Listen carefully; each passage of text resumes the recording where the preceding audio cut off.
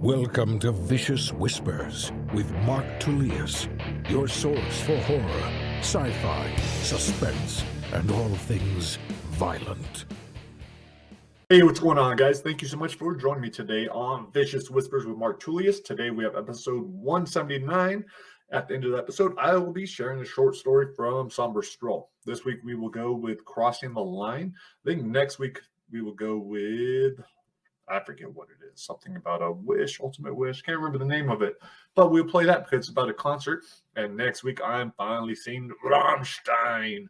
So that concert was supposed to take place before the pandemic. So it's kind of cool to go see them now. And then in, I think, 2 weeks after that, we get to go see Dethfest as a family. That's going to be a lot of fun. My son's excited about that.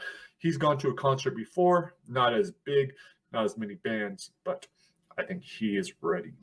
So that's what's going on there. I have been full speed into Dethfest. I'm loving that story. It is flowing just like I do with every other book I work on. I think I go through a phase where I'm like, fuck, do I know what, like, am I going to be able to write it? And I'm writing this with Glenn Heaton. So we're doing it together.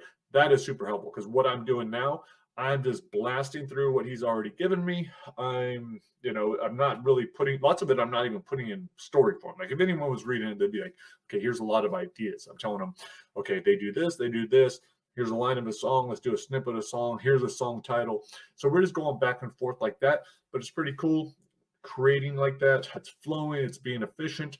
And yeah, I'm excited about it. I think, so now I know the full story. Almost done with the main path. And then I will jump on the rest of the death scenes. We already knocked out the first third of the book, death scenes and the main path. So I think I don't have a whole lot of death scenes left. And those are going to be pretty quick to write. And that's a problem I've had with other books too, where from now on, I just want authors working on, we're just going to knock out the main path of the book, not worry about death scenes, because the death scenes are super easy to add in later on. So, and I think they can kind of slow down the writing. So that's been awesome. I will meet with Glenn to talk about that. Nico's book, Try Not to Die on the Rhine, that is going well. I meet with Nico generally every Sunday. Sometimes we don't, and that's through Zoom since he's in Germany, but that's super helpful. I had a meeting with my nephew Luke about Trying Not to Die in the Second Civil War. He's working on that. He just got a job, so that one might be a little bit slow, but that's awesome because I have so many other ones that are coming my way. I know Duncan Ralston is finishing up his Ghostland, Try Not to Die. Caitlin was talking about hers getting close to finished. I still got to plug into all these other ones, so yeah, got a lot going on. But I'm also excited because I finally reconnected with Steve Montgomery. Try Not to Die Super High was supposed to be book 4. I thought it was going to be book 4. We were making great progress. And then the pandemic hit and Steve's situation changed. Now he's running 2 businesses, going back and forth from North Carolina, I think, to Florida. So he's traveling all the time. He's doing all kinds of stuff. But I was telling him I didn't want to just let that book go. Not because I need it, but I keep putting in so much work. He did an awesome job with the story. I'd like to see it finished so he can have that and give that to friends and family and all that kind of stuff. Plus make some money. And it will expand Try Not to Die overall. So of course I want that. So we figured out a good way to do it. He thought we have 2-hour conversations, we can knock out a lot. So instead of having to deal with the writing part of it, we're just going to talk it through. I'll know exactly what he's thinking, what he wants, and then I'll be able to just put it right in there and we'll get this thing finished. So pretty exciting that we are going to have so many books coming out within just in the next year, and then the year after that, and then the year after that. So there are a lot of Try Not to Dies coming your way.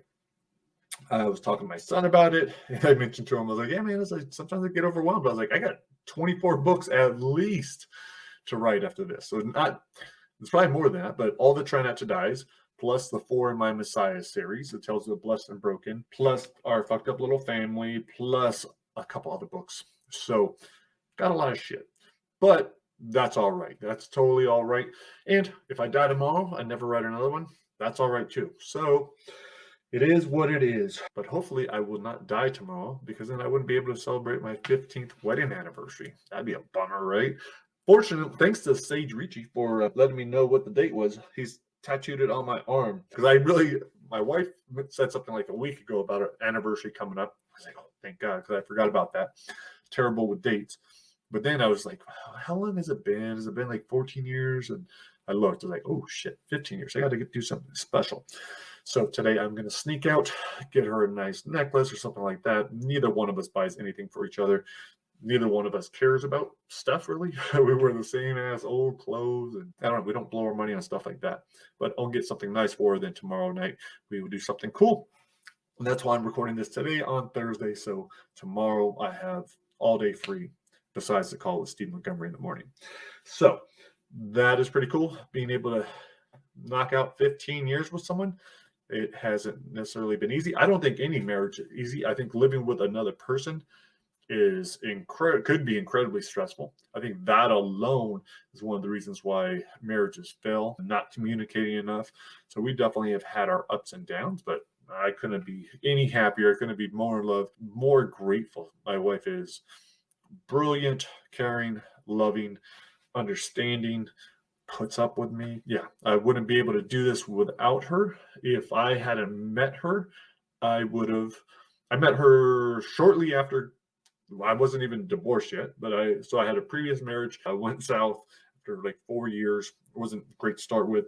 And I met Jen shortly thereafter because I knew what I didn't want and I knew what I wanted.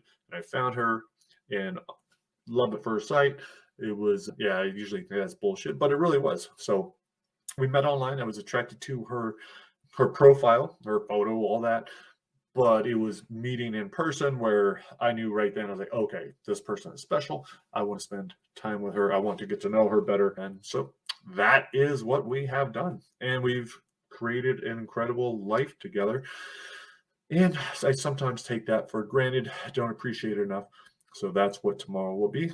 Celebrating that, making sure she knows just how much she is loved. Because, like a lot of men, I am not very good at expressing myself emotionally, or I should say vocally at least. I've always been very good at writing love letters, stuff like that, where I have time to think.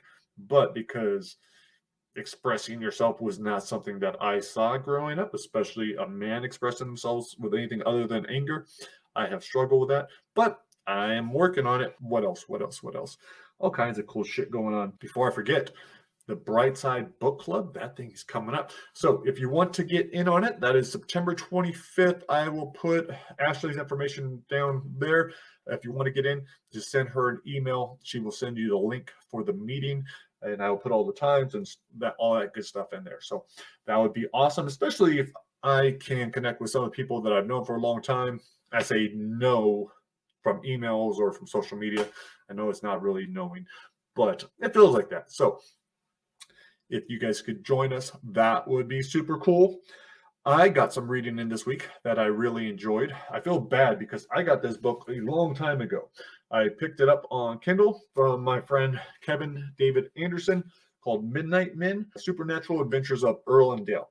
Problem is, I got it on Kindle. I forget I have books on Kindle. I don't like reading on Kindle. I just don't like to read online. I'd much rather have print. But when I was at one of the recent events that I did with Kevin, I picked up this book. And it's awesome. Also has joke books and stuff like that. So I wasn't knowing like what to expect, whether or not our styles would be similar, if I like it at all. But it was awesome. There's nothing I would change in it. His characters, Dale and Earl, these rednecks, are funny. One of the things I really appreciate is Kevin just puts you right into the action. I don't like a lot of build-up in stories. I'd rather just be thrown into it and figure it out. If the characters are good, if the action's good, which it isn't here, then I'm along for the ride. So yeah, I thought this was awesome. I want to know more. I want to continue the story. So that's definitely something to check out. And I was just looking at all the reviews on Amazon. This thing has awesome reviews, like over 64 ratings, and it has like a 4.8. So, 65 ratings because I did mine this morning. And remember, if you do read someone's book, especially an indie author, that would be super awesome to review it, to recommend to friends, to share on Facebook, whatever you can do to help indie authors would be awesome. We appreciate it, and regular authors too. We could do that for traditional published authors as well. So that's what I read this week. This next week coming up, I had the chance to read Kevin's latest, Night Sounds. That's not out yet. It's an uncorrected proof, but I feel very special that I get to read it. So really looking forward to that. And I don't know if I've mentioned this, but Kevin is working on a Try Not to Die. We have not signed the contract. We will sign the contract. I just been lazy getting it to him, but I'm very excited about writing with him. Our styles are going to merge perfectly. So if you do like my writing, I'm pretty sure you're going to like Kevin. So keep an eye out for Night Sounds. I don't know when that's going to be released, but you can pick up the Midnight Min now. And I heard the audiobook is supposed to be awesome. Also have some other quick books I'm going to read. Mondays Are for Meat from Catherine McGee. Just a really quick short story, but I'm looking forward to that. That'll be a fun one. Then I have two others from Brian Asman that I hadn't picked up, Nunchuck City and Neo Arcana. So those are next up on the list. I also picked up an anthology, Dead Bait 4. I'm not sure about that one. That one would probably be last. I'd rather read these ones first, then I'll get to the anthology. Who knows how long that's going to take, especially because I'm in full mode. Like, I want to fucking knock out Dethfest. And as soon as I do that, I'm going to knock out the next thing. But I do need to make time to read. Forget how important that is. And like even reading Kevin's stuff, I was like, oh yeah, no, I really like that. I really like that. I really like that. I need to make sure I'm doing that in my book. So it's super helpful. You can always learn, and it's just enjoyable. It was just fun. It was good to laugh. So as people are having body parts chopped off. All right, what else do we got going on? In other exciting news, so I have been, I turned around, I think, 2 weeks ago, I was talking about, or 3 weeks ago, I was talking about how angry I had been, how defensive I'd been getting. I really, I'm proud of myself. I did a good job of turning that around. And I think it's good to point out that, it wasn't anything special. So anyone could do it. It was me changing my perspective. It was me being more just being more mindful. When I head out the door, when I know I'm going to take the kids to school, it's like, okay, I'm going to be happy. I'm going to breathe. I'm going to be forgiving. I'm not going to get defensive. So I'm telling myself this all the time. Remember what my daughter says, yeah, even if it takes longer, it's cool. Just think of it as time in the car to listen to music, or to talk with her, or to talk with Jake, and to have more fun. So that's what I've been trying to do with the car ride. Just have more fun, just chill, not get frustrated, not get upset, not get defensive. And that has made a big difference. Been trying to apply that to the rest of my life. That has been helping as well. The other day, though, so doing great, having an awesome day. I got a 3D printer, and that is cool. I'm very excited about that. We're going to make some really cool stuff for books. But I broke a piece while I was trying to put it together, and then that just ruined the rest of my day. I was just pissed off the rest of the day. I was like, how can I get so pissed off about something small? It's not a big deal. It cost $10 to buy a new one. But then I realized, because it's easy, it would be very easy just to be like, I'm just in a bad mood now, so the rest of the day is just screwed and whatever. But I was like, okay, this doesn't make sense. Why did I get so upset about it? Why am I letting this ruin my day? And I realized, I was like, well, because I've always kind of felt like, I don't know how to put shit together that great, not manly in that way. I don't know shit about cars. I don't care about cars. I'll take it to a mechanic. But, something like this is I feel like I should be able to do it. And then I messed it up. So I think that probably triggered something big, and that's why I was so angry yesterday. But by the end of the day, I'd gotten over it. I apologize for being grumpy, and that's it. So just like you should know, if you have ideas of what I should make with my 3D printer, please send them to me. I decided I'm not touching Eat No Messiah for a while because the first thing that came to me was making a crucifix dildo, which is from the book. Not because I want just a crucifix dildo just to have, but because it's in the book. So I want to make at least one cool object for each book. Someone suggested, I think it was Emily suggested for Trying to Die in the Wizard's Tower to do Lucky's medallion. I think that's a great idea. There are a lot of cool drawings in there. So yeah, thinking about, okay, what could I make for each of these books? So that is what is next. If you have any ideas, please hit me up. Other than that, I think I'm going to go because I want to write the newsletter today, get that out early as well. So tomorrow is all about anniversary and trying to die super high, but that's only a small part of it. All right, guys, I'm out of here. I hope you guys have an incredible weekend. I'm going to leave you with this short story from Somber Stroll called Crossing the Line. This is narrated by Tee Quillin. Hope you guys enjoy it, and I will talk to you later. Peace.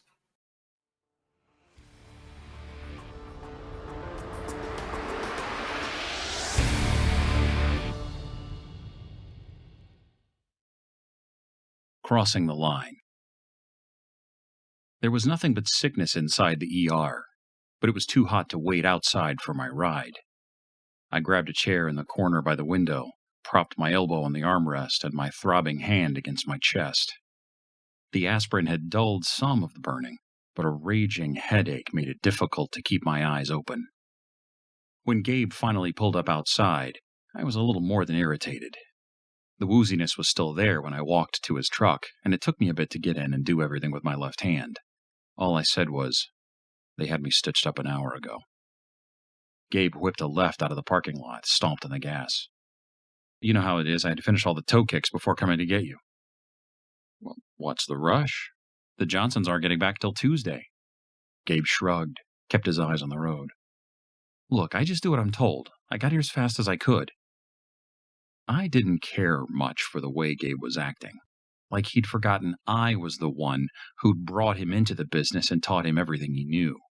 But I let it slide. It was a good thing to have hardworking employees. I thanked him for picking me up. "Not a problem. So what'd the doctors say?" "Told me to get some better gloves and to start wearing a hard hat." Fucking know-it-all. Gabe took a left on 7th. "How bad are your injuries?" I pulled down the sun visor and checked my bandages in the mirror. Said my head's fine, that I was lucky the flat side of the 2x4 caught me. Probably have a headache for a day or two, though. "What about your hand? You going to be able to work?" I held it so he could see the ball of white gauze wrapped around it. "Just a little scratch." "Yeah, right. I saw that blood." It was only 7 stitches.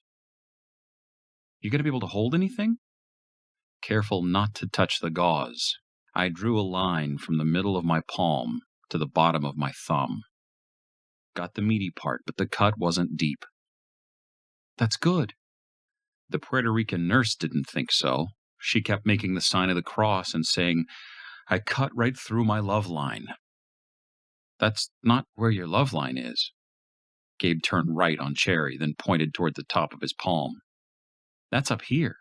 She must have meant your lifeline."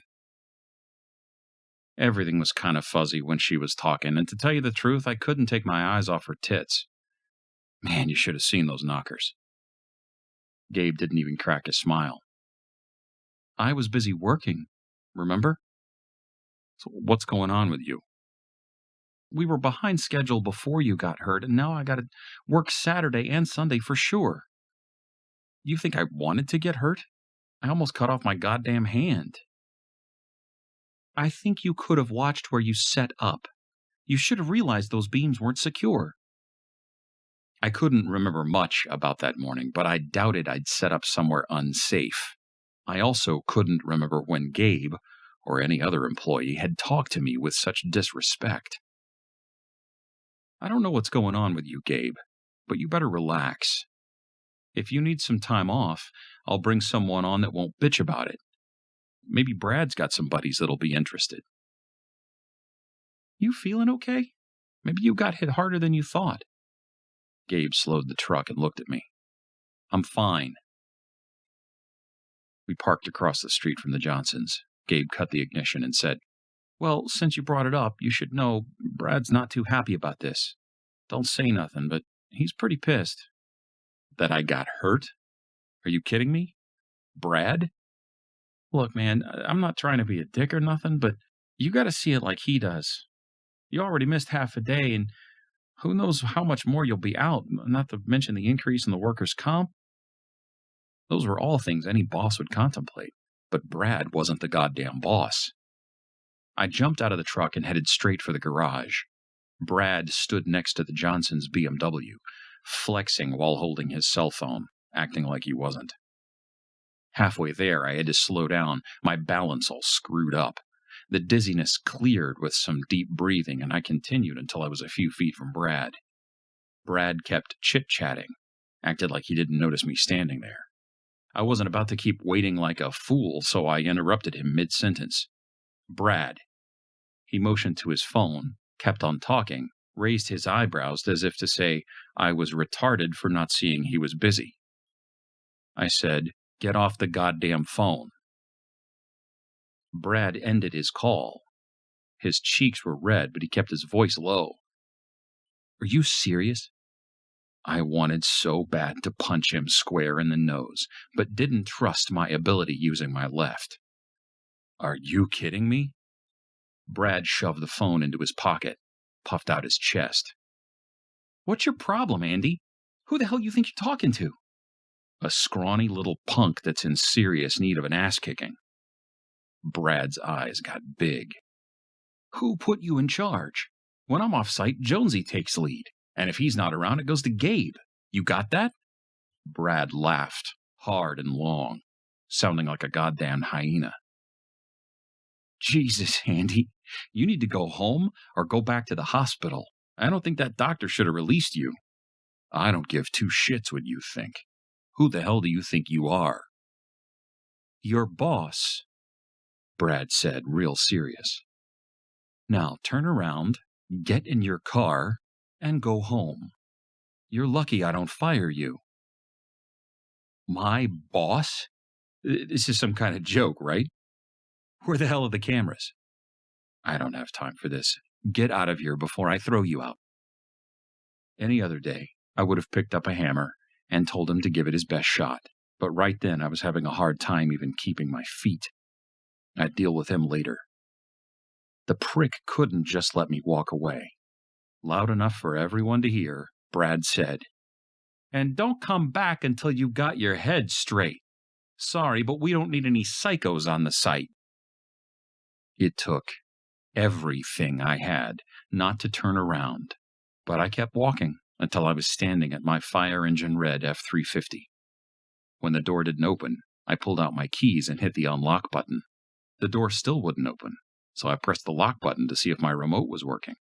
My truck didn't chime, but the primered El Camino across the street beeped. I've never seen that car before, but I figured one of my employees must have switched keys with me as some kind of a joke. I wasn't going to give them the show. As cool as I could, I walked over and glanced at the driver's side window, but I couldn't see past the thick coating of dust. When I started to get in, I noticed the sign in the back of my truck. Someone had scraped off the Andy's Carpentry Express logo and replaced it with one that read, Cabinets by Brad. They even put Brad's cell number down as the contact. I wanted to fire everyone, but that wouldn't have been fair. No way would my whole crew have been involved. I was too well respected for that shit. I got in the car, hoping to narrow down who was behind the childish prank. Whoever was doing it was a smoker, something I wouldn't tolerate on a job site and could barely handle anywhere else. Cigarette butts filled the ashtray, Disney stickers plastered the peeling dashboard, and inside the cup holder were a dozen pennies, submerged in a half-inch of soda. Careful not to touch anything, I leaned across the seat and popped open the glove box. A handful of hot sauce packets, a stack of napkins, several crumpled and stained, tumbled out. It took some digging before I found the registration. I scratched off the hardened ketchup on the front of the slip. The yellowed piece of paper said I was the owner. This was no forgery like I'd ever seen. Either someone had gone way out of their way to screw with me, or I was losing it. There was no question I shouldn't be driving, but I needed to get home.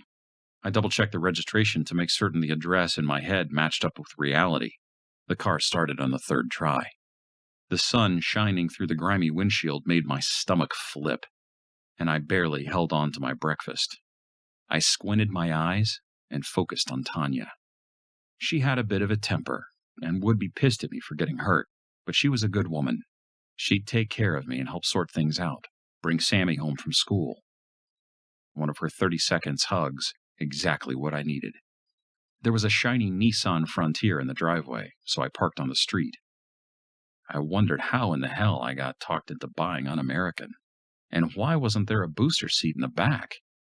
A wave of paranoia washed over me at the front door. The key fit perfectly, but I was afraid to turn it. I pulled it together and went inside, leaned against the living room wall, no longer sure of anything. Had Tanya rearranged things, or had it always been like this? What about the scattered toys I didn't remember buying, and the missing big screen TV? A loud grunt came from the hallway. Maybe Tanya moving stuff in the bedroom. I pushed open the last door on the left. The woman on my bed was too thin to be Tanya. The dirty blonde was spread-eagled, holding her feet above her head like a malnourished infant discovering her toes. I didn't recognize the guy between her legs, but whoever it was, neither of them had business in my bedroom. Holding onto the doorframe with my good hand for support, I said, "What the hell are you guys doing?" The woman screamed and bucked the guy off. He hit the floor, scooped up his jeans, and dove out the window. She scrunched into a ball against the headboard and kept yelling. My head felt like it was going to burst. I said, "Calm down." She peeked over her forearm, her sea-green eyes unmistakable. "What are you doing here?" I hadn't seen her since high school, my very first girlfriend. "Karen?" The truck screeched out of the driveway and screamed down the street. Karen sat up, everything exposed. "Why are you home so early?" I pointed at my head, didn't think I could speak. "Jesus Christ, Andy." Karen grabbed a hot pink waitress uniform off the IKEA nightstand. "You're not even mad.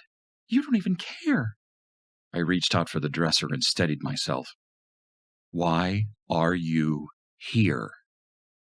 Karen slid off the bed and onto the dirty yellow carpet I remembered as impeccably white shag. She stormed into the bathroom. "You're such a spineless shit! I should have told Todd he could stay." The door slammed shut. Karen said some more things that don't need repeating. There were pictures over the dresser, 3 just like always, but these ones were different. The 5x7 to the left was me and Karen at the prom we never went to. She'd been doing things she shouldn't have, so I called it off the week before. The largest was an 8x10 of the diner's Christmas party. Karen with a Santa hat and rosy cheeks, the cook's big smiling face behind her shoulder, his hand planted right on her ass. There were 4 kids in the 5x7 to the right. The oldest boy looked about 12, and he was way too cute to be mine. The twins sitting in front of him were about 8 or 9, my lump of a nose on both of them. By their feet was a baby girl. It was Sammy, but with brown hair and dull eyes. Not my Sammy. Over in the bathroom, Karen kept yelling. I was a coward. I was a pussy. She needed a real man. That's when I knew this was no joke. I knew that for sure, just like I knew it couldn't be real. In front of the 8x10 was a pack of Marlboros and a lighter. I grabbed them both and sat on the bed, did my best to block Karen out. The cigarette tasted like shit, but I still lit it and pulled long and hard. I held the smoke for 5 seconds, blew it out like an old pro, put out the cigarette on the sheets Karen just fucked on. I waited to see if it caught fire, but not because I cared. Whether or not I was crazy, this was my life.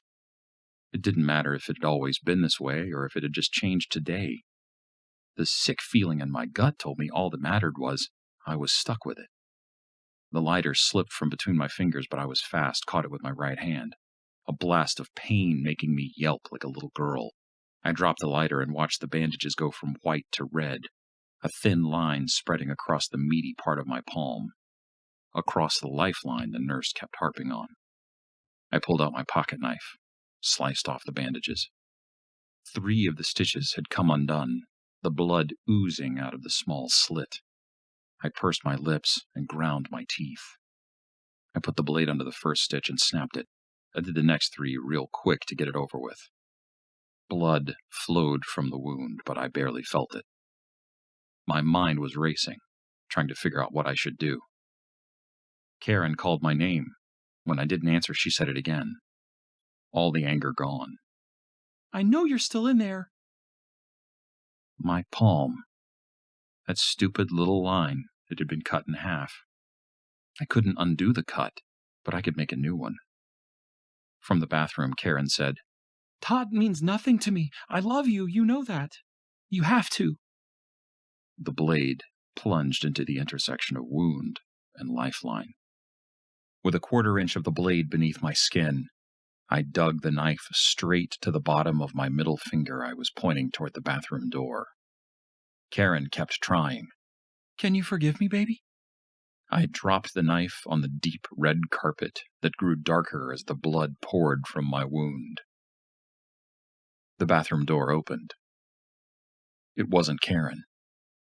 It was someone else I hadn't seen in a long time. The person whose name was never spoken in this house. Ever. Not since the fight she had with her big sister, Tanya.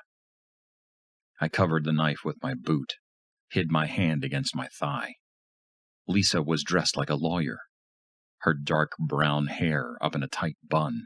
She was as beautiful as I remembered, so smart and sophisticated in her glasses. She took one look at my head and asked, "What's happened to you?" She wasn't acting like it had been 12 years since I'd seen her. The time I pulled her off Tanya, but not before Lisa had left her mark. I couldn't imagine any reality where Lisa would be let in our house. I asked, "Where's Tanya?" Lisa stopped 4 feet away. "Why would you ask that?" My hand was leaking all over the satin sheets. I grabbed the bandage, held it as tight as I could. "I'm not feeling very good." Lisa's voice went soft, just like it had been when she tried to convince me I deserved better than Tanya. She sat beside me, brought the sweetest breeze. It was hard to talk with my hand on fire, but I tried to explain. "Mild concussion. Just not feeling myself today." Lisa put her hand on my neck, gave the lightest squeeze. "You gonna be okay? You want me to kiss it?" I'd had a crush on Lisa before I even met Tanya. It was hard not to say yes to that voice, that smell, that body. I hadn't said a word, but Lisa kissed me anyway, her dark red lips so soft on my cheek. She got up and offered her hands. "Come on, baby. I'll make everything better." Too weak to resist, I got up with her holding my left hand, my right behind my back. Her arms wrapped around me, made me feel safe. "You've got to be more careful out there. Gabe sounded pretty concerned." The dresser stood in front of me, the 3 picture frames right where they'd always been. A yellow lab in the first one, a blue bandana around his neck, his hair just combed. The other 5x7 had been taken in the same studio, me in a turtleneck, Lisa in a cashmere sweater, both of us smiling. Lisa slid one hand around to my front. "What's wrong, baby?" The 8x10 was of our wedding, up on a cliff overlooking the ocean. Lisa nuzzled into my neck and undid my belt buckle. "That's better," she said. "Relax." I wasn't relaxed. I was looking around the room, not at the vases, the paintings, the rugs. I was searching for another picture, one with Sammy. Lisa pulled down my zipper. I took a step back. Her thin little hips and flat stomach told me everything I needed to know, but I asked anyway. We have any kids?" Lisa sounded worried. "You better sit down." I said, "No kids? No Sammy?" She was staring at the bloody knife, the puddle around it. "Andy, you're scaring me. Let's get you to the hospital." I snatched up the knife and brought my mangled hand onto my lap, the bandage so heavy with blood. Lisa gasped. "What are you doing?" I said, "It's not you." She screamed, "Put it down!" The blade hit bone, almost made me pass out. I dragged the knife through my flesh and fell to the floor, my knees a loud bang on the hardwood. A woman shouted, "Jesus Christ, Andy, what are you doing?" I looked up and saw Tanya. Despite all the pain, I'd never been so happy. Tanya ripped the sheet from the bed and wrapped my hand. She took the knife away and said, "Are you crazy? I lost you. I lost you and Sammy." She kept pressure on my hand and pulled me to my feet. "Well, I'm here now, she said, but we've got to get you to the hospital. Fine, but not the one on Main. She pulled me toward the hallway. We'll go to the closest one. You've lost a lot of blood. Is Sammy okay? Tanya turned toward me and said, Of course she is. I hadn't noticed it before, but the scar above Tanya's right eye was no longer just a scar. The whole area was depressed. That eye was made of glass. Tanya turned my chin to the side. What's that? I could barely think straight. I had no idea what she meant. I wanted to ask what happened to her face. If I hadn't been there to break up the fight, if I'd been too slow to get the rock away from Lisa. That's not my shade. I wiped at my cheek. Got blood everywhere. I didn't kiss you today. My hand. It's my hand. Her good eye glared, the knife clenched in her fist. Who was it? I took a step back and said, You don't understand. The blade was only 4 inches, but pointed at my heart. Who was it? Lisa kissed me, but Tanya pushed me onto the bed, leapt at me with the knife. My right hand was useless. With my left, I grabbed hold of her wrist, the blade trembling just inches from my chest. I shouted, You weren't here! Tanya raked her nails across my face, tried to gouge out my eye. I rolled us over so I was on top of her, but I lost the knife in the scuffle. I used my knees to pin down her left hand and her right. The knife was not in either. Her wheeze made me look up. The knife lodged in her throat. I tried to save her, but it was no use. First time Tanya ever gave up without a fight. I propped myself up, so I only see Tanya in the pictures. The pictures keep changing with each pass of the blade, but Tanya never moves.